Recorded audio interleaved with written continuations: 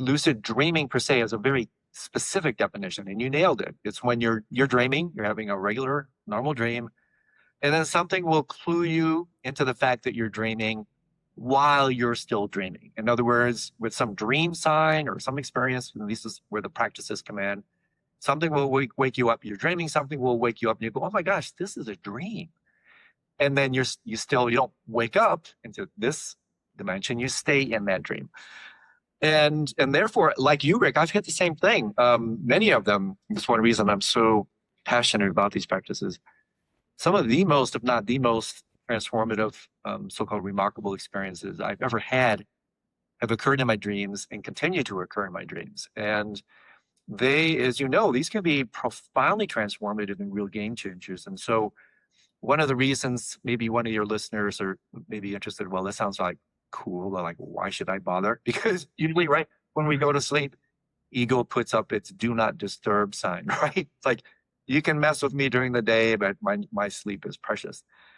But one of the reasons somebody might be interested in pursuing these practices is that, and there's some scientific backing to this, but in the tantric teachings, and these are archetypal numbers, but you get the idea. What you do in the dream arena is 7 to 9 times more efficacious, more transformative than what you're doing in the waking state. In other words, the practices actually have more transformative power in the dream state.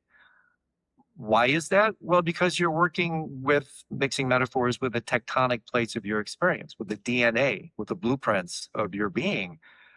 And therefore, the literature, this isn't just hyperbole, the literature is replete with countless stories of people going to sleep, having one, especially what's called a hyperlucid clear light dream, where the dream is super clear. The dream is actually more clear than this. You wake up from one of those dreams, this appears to be the foggy dream. It's a little bit like a near-death experience, right? I've never had one, but I know a lot of people who have. You don't need to have these babies over and over. You just need one. Oh yeah, it changes your whole life. It changes your whole life. Why? Because it's so true. It's so foundational. It's so near the source. And so for me, Rick, this is why I get so jazzed about this, that I do practices, it's 20, 30 years, some of these things. The insights from these are still with me.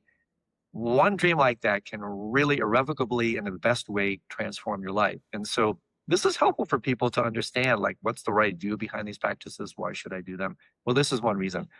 Because what you do down there has a massive effect on what happens up here. And that's why this is like, whoa, talk about, and also, here's another reason.